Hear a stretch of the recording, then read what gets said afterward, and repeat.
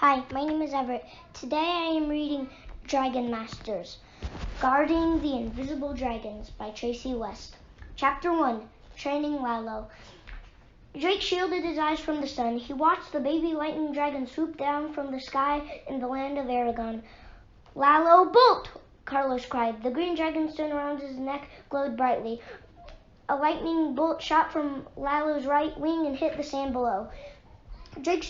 Dragon Masters Drake and Carlos had been training with Lalo on the beach all morning. Drake's Earth Dragon Worm was watching. They found a spot near the cottage where Carlos lived with Diego, a wizard. "Great job, Lalo," Carlos called out. "Woohoo!" Drake cheered. "That was amazing." Drake still remembered the day when Lalo had hatched from an egg inside a pyramid. Brand new and full of energy, the baby dragon had flown away. The Dragon Masters had searched many lands before they found him. Then Griffith, the wizard's dragon stone, had chosen Carlos to be Lalo's Dragon Master. No lightning dragon is easy to control, especially a baby one. But Carlos and Lalo had learned how to work together. Drake and Worm had been on several adventures since then. They lived in Bracken Castle with Griffith and 3 other Dragon Masters. Now they were on vacation visiting Carlos at the seaside. Carlos walked over to Drake. "Thank you for helping me today. Lalo has learned so much." Just then a kid ran over to them. Val's wavy hair had a white streak in it, just like Carlos did. "Carlos, Drake, Abula asked me to bring you this almond cake," Val said. Drake grinned. "Your abuela knows it is my favorite." Carlos's grandmother lived in a fishing village not far away. Carlos used to live with her. Then he moved into Diego's cottage to learn how to train Lalo. He visited his abuela every day, but she was a bit lonely, so Carlos's cousin Val had come from far away to live with her. "Abuela says I can stay for a few days and watch you train Lalo," Val said. "I had so much fun the last time I came." "Great, you're working on commands," Carlos said as Lalo landed next to him. Val held out their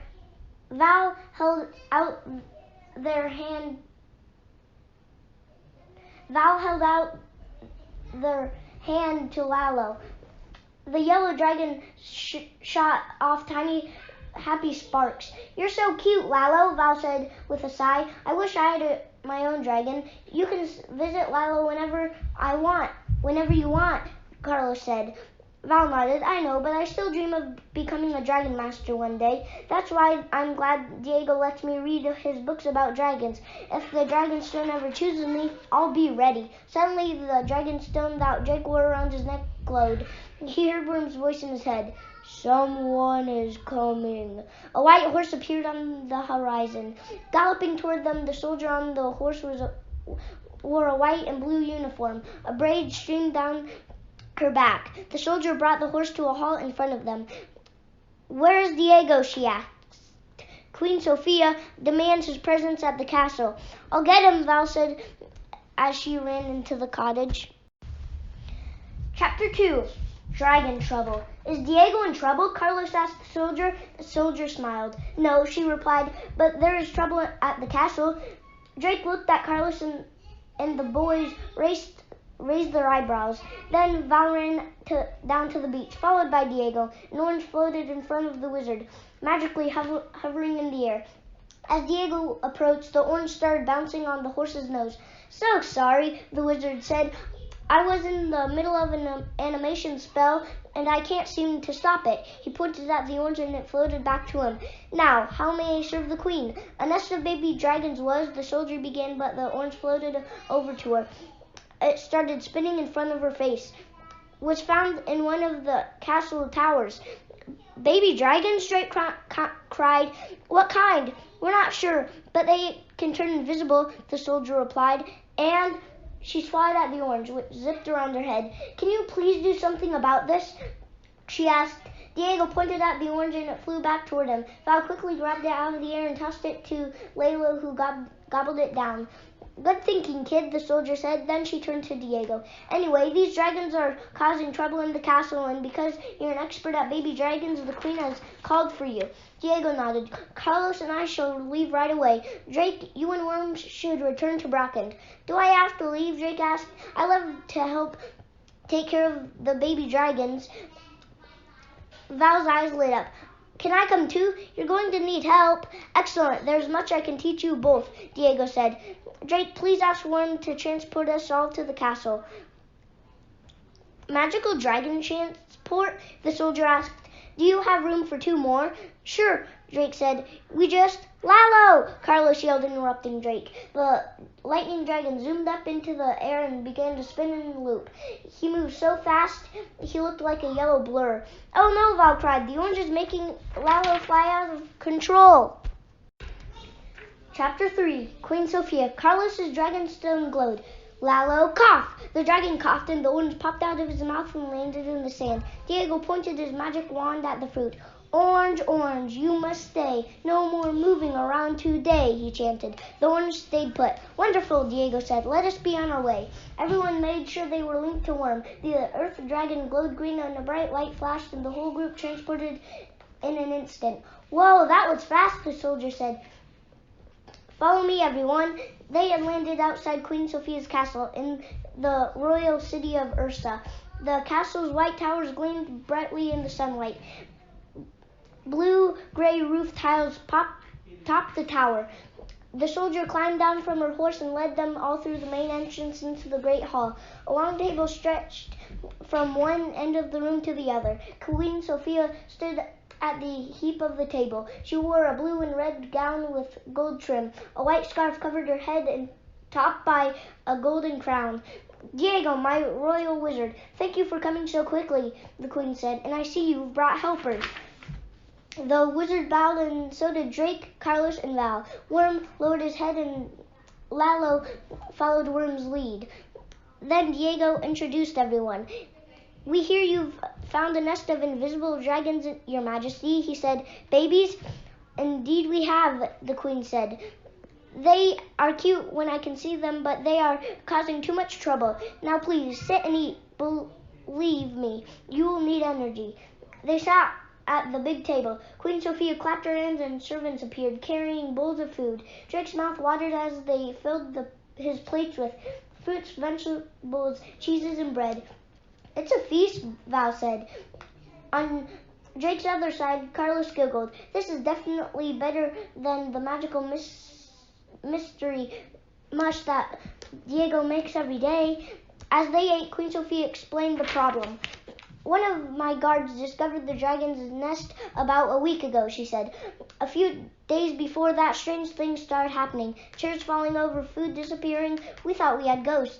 That is a logical guess, Diego agreed. Then I saw one of the dragons appear and disappear right in front of me, Queen Sophia continued. Their invisibility powers might explain why we have never seen our parents, but there is no sign of a mother or father dragon. The babies keep sneaking into the kitchen for food.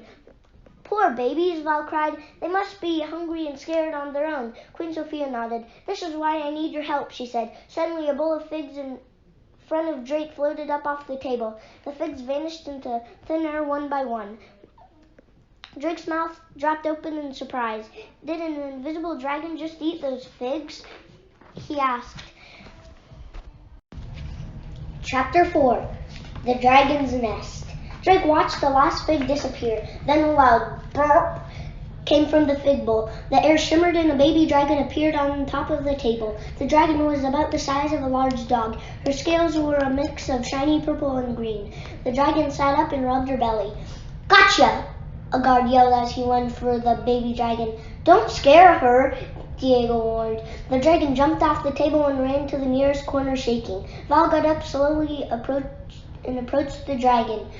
Everyone else in the great hall got quiet. Val crouched down. It's okay, nobody's gonna hurt you. We want to help you. The dragon took a step forward toward Val. Then she scooted into Val's arms. Val giggled and patted the dragon's head. Everything's going to be all right. Diego stood up. "Well done, Val," he said. Then he bowed to Queen Sophia. "Thank you for this wonderful feast, but I must see to the baby dragons." "Shall we get there magically?" she asked, standing up. "Yes, my queen," Diego replied, and took her hand. "Meet us at the tower," Diego called to the others, and then poof! He and the queen vanished in a sparkle of magical light. Then Worm transported Drake, Carlos, Val, and Lalo and the baby dragon. They landed on top of a wide round tower. A giant nest of straw had been built against the one part of the wall. 3 castle guards were chasing after 4 baby dragons, who were running and tumbling all over the tower. When the dragons saw Worm and Lalo, they ran to them excited. 3 of them climbed onto Worm's back. The 4th ran to Lalo, but jumped away when the lightning dragon threw off a nervous bark. Diego made a high chirping noise. The baby dragons, including the one with Val, all stopped what they were doing. 5 heads turned toward the wizard, their eyes wide. Diego chirped some more, and the 5 dragons sat on their hind legs and stared at him. "Wow, that's amazing, Diego," Drake said. "It takes practice," said Diego. He chirped again, and the 5 baby dragons jumped into their nest. Queen Sophia nodded. "Well done, Diego," she said. Now can you and your helpers find their parents?" Drake stepped forward. "Your Majesty, I can ask Worm to help. He can try to communicate with the baby dragons," he said. "Then let him try," the queen said. Drake gave Worm the command. A minute later, Drake heard Worm's voice in his head. "The baby dragons communicate with feelings," he said. "They are confused and a little frightened and missing their parents. That is all I can sense." Drake told the news to the others. Diego frowned. "I was afraid of that," he said. He snapped his fingers and a sack of books appeared. "I have many books about dragons from this part of the world. Perhaps I can find a clue about the behavior of invisible dragons." Val looked through the sack and pulled out a book called Rare Dragons of the Southern Lands. Val handed the book to Diego. "Look in chapter 4. I remember reading something about invisible dragons in here." "Wow, Val, you've been studying more than I thought," Carlos said. Diego paged through the book. "You're right, Val, here it is," he said. He read silently for a moment and then frowned. "Oh dear," Diego cried. "The parents of these dragons may be in danger." Chapter 5, The Third Horn. "Diego, why do you think the baby dragon's parents might be in danger?" Drake wondered. The wizard began to read aloud. "Invisible dragons are not invisible all the time. They can become invisible at will." Val patted the head of the fig-eating baby dragon. "That's a pretty cool power, little one."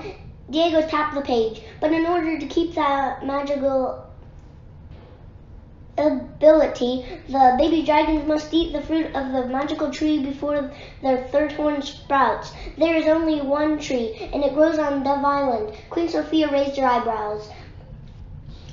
"Dove Island is one of the most dangerous places in all of my queendom. That's why I am afraid for their parents. They must have gone to the island to find this fruit," Diego added. "What makes the island so dangerous?" Drake asked the queen. "Rushing rivers, steep cliffs, and wild weather," she replied. "Anyone who has tried to settle there has quickly given up." Carlos looked at the wizard. "How much time do we have?" Diego examined the nearest baby dragon. "I can feel a bump underneath the scale. The third horn could sprout at any time." "I have one question," Val piped up. "Why would both parents leave the babies behind to get the fruit?" "I do not know, and since they have not returned, I must guess they are both in grave danger," the wizard replied. Just then, Drake saw one of the baby dragons teetering on top of the tower wall. "Oh no!" Drake yelled. Chapter 6. The Search Begins. Drake quickly grabbed the dragon and pulled him to safety. "That was a close one," he said as the baby dragon climbed back into the nest. "Oh dear," Diego cried. "It's clear that I must keep a sharp eye on these babies at all times." Then I will send a team to explore Dove Island, Queen Sophia said. Worm and I will go, Drake said quickly. Worm can search for the energy of the dragon parents. Lalo and I will go with you, Drake, Carlos said. Diego glanced over at the baby dragons. All 5 had gathered around Lalo. They stared in wonder as the lightning dragon shot off sparks to entertain them. Carlos, I think you and Lalo will be more helpful to me here, Diego said. I really want to help these baby dragons, Val said, stepping forward. I'd like to go with Drake. Yes, that's a good idea, Diego replied. Queen Sophia frowned. Shall I send soldiers with them? They are just children. Drake is a very skilled dragon master. Val is very clever, Diego replied, and Worm is the most powerful dragon I have ever met. The 3 of them will be fine. They will find the missing dragons, I'm sure of it. The Queen looked at Drake and Val. Be careful, she warned. Dove Island is not as peaceful as the bird it is named after. We will, Drake promised. Diego gave Val a bag containing rare dragons of the southern lands. This book may be helpful, he said. The little dragon that Val had calmed earlier looked at them and whined. Don't worry, we'll find your parents, Val promised. Green light flashed as Worm transported Drake and Val to Dove Island. Chapter 7. A Surprise. Drake blinked in the bright sunlight. They had landed on a cliff overlooking the sea. A strong wind blew, whipping Drake's hair into his eyes. In the sky, beautiful pink doves rose over the wind. Val's eyes were wide. This place isn't scary, it's beautiful. Drake gazed around. The rocky cliffs made it impossible to get down to the beach. An overgrown jungle-like forest grew behind them. It led to a range of tall mountains. It is beautiful, but not easy to get around, Drake remarked. It's a good thing Worm has transporting powers. Worm, can you sense the baby dragon's parents? Worm closed his eyes. No, he replied, but I do sense another dragon, one that is right here with us. Worm says there's a dragon with us, Drake announced, and as he spoke, a baby dragon became visible right in front of them. Fig, Val cried. Did you hitch a ride with Worm? Fig, Drake asked. This is the dragon that ate the figs on the Great Hall, Val replied. I can tell because all of the fins around her face are solid blue-green. The others have a little purple in their fins. Drake frowned. I don't think we have time to bring her back to the castle now. We need to find the parents and the fruit from the tree before it's too late. Val nodded. Don't worry, she said. I will keep a close eye on Fig. I'll keep Fig. Wait, Fig! The baby dragon was running toward the cliff. Chapter 8. Follow Fig. Val ran after Fig and dove, grabbing the dragon by the tail just as he tumbled over the edge of the cliff. Drake and Worm caught up to them. Fig, be careful, Val warned. The baby dragon sniffed the air and whined as she looked over the cliff's edge. Val's eyes got wide. Do you think Fig is on the trail of her parents? Drake heard Worm's voice in his head. Fig might be tracking her parents' scent, or she could be connecting with their energy. Her connection with them is likely stronger than mine. I cannot sense them at all. You're right, Val, Drake reported. Worm thinks Fig might be tracking her parents. Let's see if she can lead us to them. I think she wants to go down there, Val said, pointing to the beach. Luckily, we don't have to climb down, Drake said with a grin. Worm, please take us down there. Worm transported them down to the beach. Instead of soft sand, slippery rocks made up the jagged shoreline. Fig broke away from Val and headed inland. It wasn't easy to catch up with the fast little dragon. Val tripped on the rocks and Drake helped them up. Then Drake, Worm, and Val caught up to Fig on the bank of a swiftly moving river. Before they could grab her, Fig jumped into the water. The dragon paddled downstream. Fig, Val cried. Drake turned to Worm. We need to catch up to Fig. You and Val should climb onto my back, Drake heard. Val, jump on Worm, Drake instructed. Then, when they were both on his back, Worm slid into the water. I didn't know earth dragons could swim, Worm. Drake said. The current will carry me, Worm replied. He floated downstream like a big raft. Val gripped Worm's neck and called out to the baby dragon. Fig, wait for us. You can't do this alone. Fig flipped onto her back and grinned at Val. Val sighed. What am I doing? I'm not a dragon master. Fig can't understand me. I think Fig really likes you, Val, Drake said. She knows you care about her. I hope so, Val said. I love animals and I think they like me too. Abula's chickens always follow me around, but oh no! The sound of rushing water hit them. The stream had become a waterfall. Chirp! Fig cried out in alarm as the water carried her over the edge. Chapter 9. Into the Mountain. Drake's stomach lurched as the waterfall pulled Worm down too. He held on tightly. Splash! Luckily, the waterfall wasn't very high. The three of them landed in a shallow pool of clear water. Where's Fig? Val cried. We need to find her. Drake looked down. It's not deep, he said. I don't think she's underwater. They both tumbled off Worm's back. Drake stood up.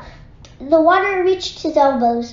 He looked around, but he didn't see the baby dragon anywhere. Maybe Fig turned invisible, Val guessed. Worm, can you sense Fig? Drake asked. Before Worm could reply, the little dragon became visible on the shore. Fig, I was so worried, Val cried. Val, Drake, and Worm climbed out of the water dripping wet. Val hugged the baby dragon. How about we stick to the ground from now on, okay? Fig motioned with her head for Val to follow her and trotted along the bank of the stream. Drake, Val, and Worm dried off as they followed Fig.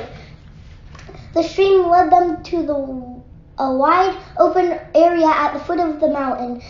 Rocks were scattered across the ground. Some of the boulders were as big as Worm and others the size of barrels.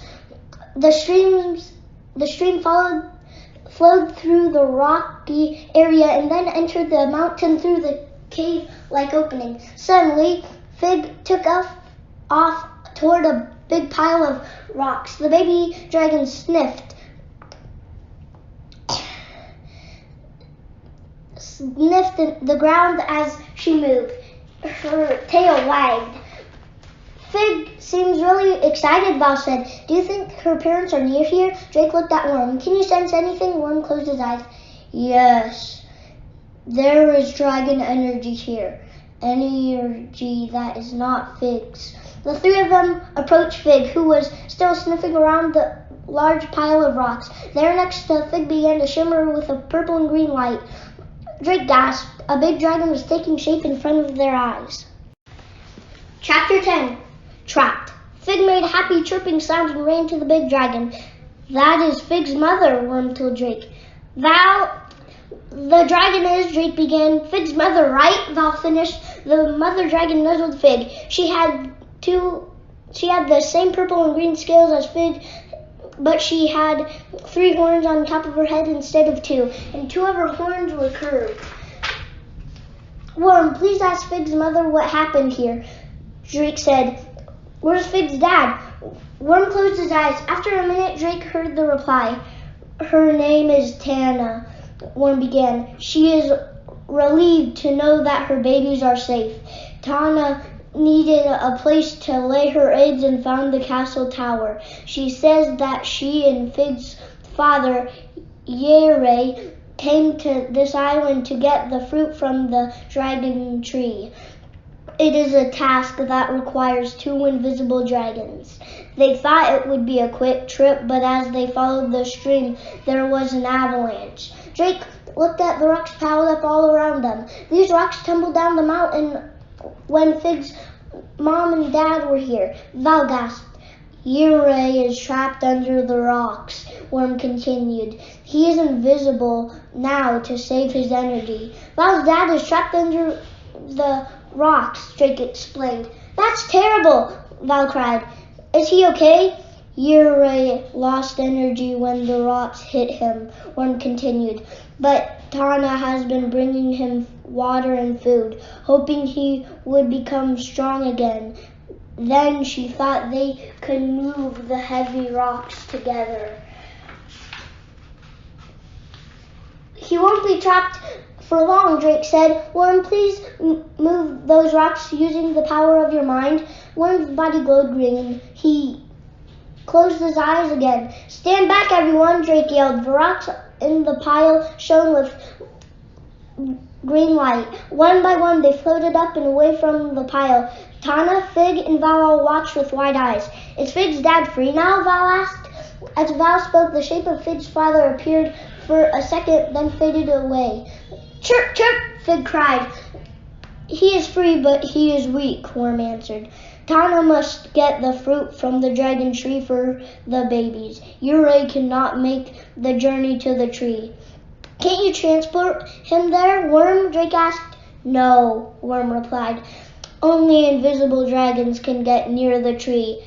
Fig will have to go with Tana, but she is worried Fig is too young. Drake repeated this to Val. Val said. Fig was brave and clever when she snuck her way onto the island. She's the one who led us to Tana and Yurei. I believe Fig can do it. I do too, Drake said. Worm, please tell Tana not to worry about Fig. A few seconds later, Drake heard Worm's voice in his head. Tana agrees. We must get to the dragon tree at once. Chapter 11. The Dragon Tree. Tana and Fig led the way to the dragon tree, staying visible so that Drake, Worm, and Val could see them. Still weak, Yurei stayed behind. The two invisible dragons took the group to the opening in the mountain. At first it was dark in the cave, and Drake shivered. They walked for a few minutes, and then the tunnel opened up into a large chamber. Standing outside the edge of the tunnel, Drake saw a strange purple sky overhead. This is weird, he said. We're not in the middle of the mountain, but it's like we're not. Val's eyes sparkled. I think it's a magical place. Can you see that light up ahead? A faint purple light rippled in front of them. Beyond the light, Drake could see a moat surrounded by a patch of land. Growing on the land was a single tree with a wide gray trunk. Its branches grew straight up. Green leaves covered the very top of the tree. Purple fruits dangled from the branches. Tana says that only invisible creatures can pass through the energy field, Worm explained. We should wait here. Drake repeated Worm's words out loud. Val knelt down. Good luck, Val whispered to Fig. Fig and her mother turned invisible. The energy field shimmered, and a moment later they reappeared on the other side. They walked up to the moat. Splash! A large purple fish jumped out of the water. It snapped at the dragons with a mouthful of sharp teeth. Splash, splash, splash! Several more toothy fish jumped out of the water. Drake frowned. How are they going to get past those nasty fish? Tana will distract the fish, Worm told Drake. Then Fig will jump across the moat and get 5 pieces of fruit from the tree, 1 for each baby. The mother dragon became invisible again. She picked up a branch from the bank of the moat and waved it over the water. The fish jumped up and tried to snap it and bite it. Fig turned invisible. Then Drake saw her footprints in the dirt as she landed on the other side of the moat. The baby dragon turned invisible again and scrambled up the bumpy tree trunk. Then she shook the lowest branches of the tree. The purple fruit rained to the ground. Oh no, how is Fig going to carry the fruit? Drake wondered. The baby dragon stared at the fallen fruit for a minute. Then she carefully started stuffing them into her mouth. Her cheeks puffed up. She's going to carry them in her mouth, Val guessed. Fig scrambled back to the moat, still invisible. Tana waved the branch to distract the fish. Fig made a running head start toward the moat. Wait, Fig, you forgot to turn invisible, Val called out. Fig soared over the moat. One of the fish flipped around and saw Fig. Then it leaped up toward the baby dragon. Chapter 12. A Magical Fruit. The large fish snapped at Fig with its sharp teeth. Bop! Tana's purple and green tail became visible. It smacked the fish. The fish splashed back into the water. Fig landed safely on the other side of the moat. Tana's tail became invisible again, and so did Fig. The energy field protecting the dragon's tree shimmered. Then Fig and Tana appeared in the front of Drake, Worm, and Val. You did it! Val cried, running to hug Fig. The baby dragon spat out 5 purple fruits. Then Tana nudged Fig with her snout. Fig gobbled one up. The little dragon's body began to glow green. The glow faded as the fruit's magic took hold. Fig smiled. Now Fig will keep her ability to become visible whenever she wants to, Worm told Drake. We need to get these fruit back to the rest of the babies before their horn sprouts, Drake remembered. Val stuffed the 4 remaining fruits into their bag. Everyone hurried back through the tunnel to Yurei. The father dragon was faintly visible. He is feeling stronger already, Worm told Drake. Good. Get ready to transport back to Queen Sophia's castle, Drake said. Val pointed at Fig, frowning. Drake, look.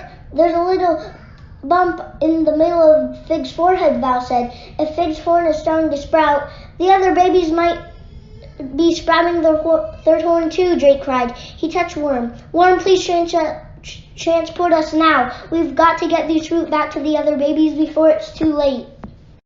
Chapter 13. A Safe Home.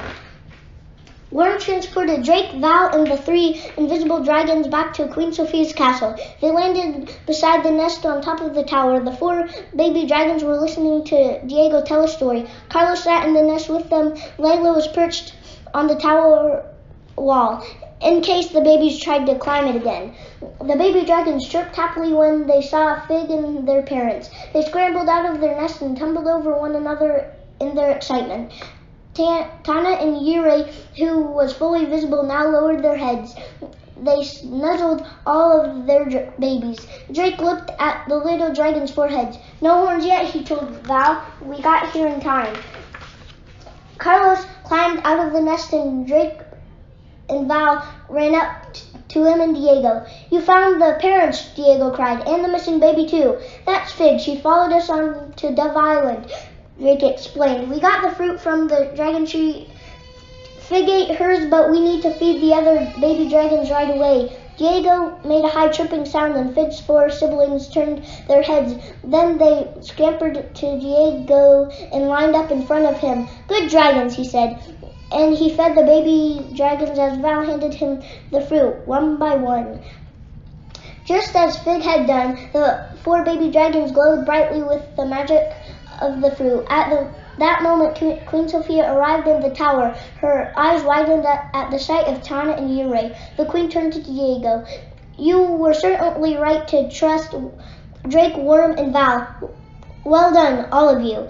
Thank you, Your Majesty, Drake and Val said together. They both bowed. I have prepared a home for these dragons on the castle grounds, the queen continued. Please let this dragon family know that they may live here as long as they want.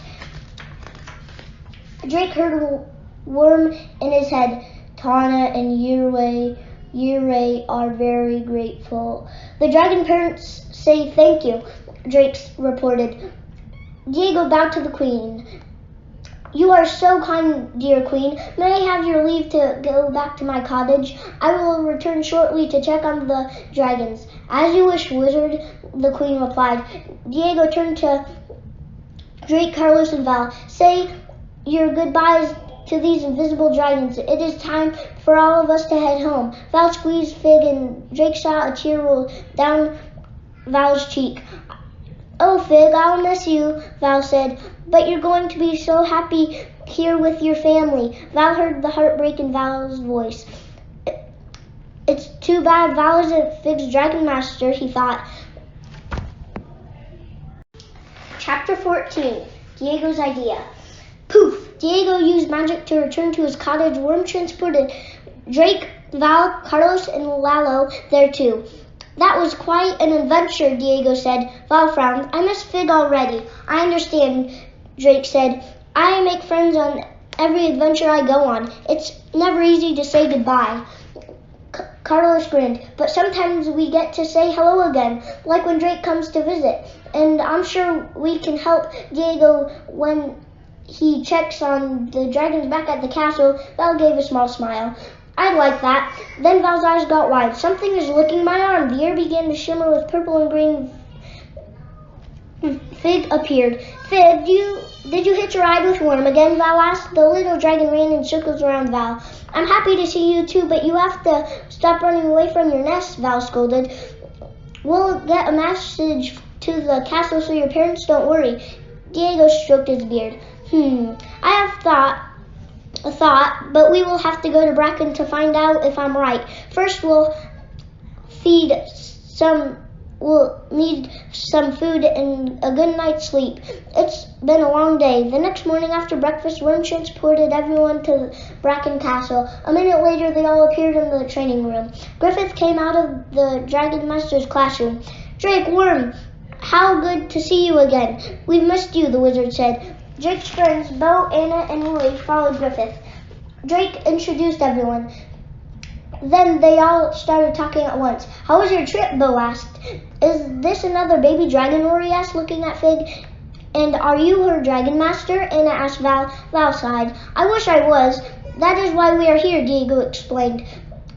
Griffith is clear to me that Val and Fig have formed a very strong connection in a short amount of time. Griffith nodded. I understand. To my workshop, everyone. Worm and Wallow watched from the doorway as Griffith, Diego, and the others gathered in the wizard's workshop. Griffith opened up a wooden box carved with an image of dragons. Inside glittered a large green stone. Dragonstone. Show me the Dragon Master of Fig the Invisible Dragon, Griffith said. The Dragonstone instantly glowed with bright green light.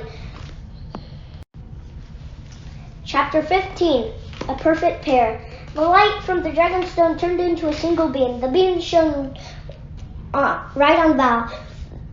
Their whole body lit up with the green light.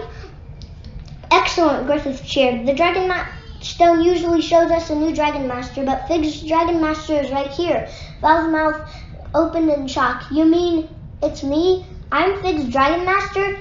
Indeed you are, Griffith said. When a human and a dragon form a bond like the one you have, the Dragonstone knows, and Fig can use a caring Dragon Master like you. The light from the Dragonstone faded. Diego smiled. I know you'll be an excellent Dragon Master, Val. Griffith opened another box and took out a small piece of the Dragonstone hanging on a gold chain. He slipped it around Val's neck. Val's Dragonstone immediately began to glow. I can hear Fig inside my head, Val cried. Not words, but feelings. The same thing happens when Lalo was born, Carlos explained. But now we understand each other's words. Val closed her eyes. Fig is hungry.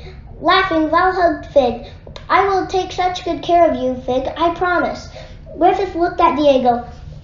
Now Val just needs a wizard to learn from. Of course I'll do it. You don't need a hint, Diego said. Carlos and Val are already cousins. Now they can train together. I am excited, but I can't leave Abula all by yourself, Val said. I think it's time Abula came to live with us, Diego replied. I'll just magic up a room on the cottage for her. She does make a wonderful almond cake. Carlos and Val grinned at each other. Diego turned to Drake. Do you think Worm would mind getting us back to Aragon? No problem, Drake said, and he looked at his friends. Be right back. Meet us in the Valley of Clouds, Griffith said. We'll have a welcome home picnic. In a flash, Worm transported Drake, Carlos, Val, Diego, Fig, and Wallow back to the wizard's cottage. Thanks for letting me have a vacation here, Drake told them all. Maybe one day you can come for a nice little long visit in Bracken. Lalo and I would love that, Carlos replied. No vacation for me until I complete some training, Val said. Drake and Worm said goodbye to everyone. Then they transported back to the Valley of Clouds. Their friends were staring up at the sky. They looked worried. Normally the white clouds floated in the blue sky above the valley, but now a strange darkness was creeping across the land. Drake frowned. Is it nighttime already? Those don't look like storm clouds. It is not night. It is not a storm, Worm replied. Something bad is coming. The end. I hope you like reading Dragon Masters Guarding the Invisible Dragons. I hope you will stay for all my other Dragon Master books I'm going to read. I hope you like this channel.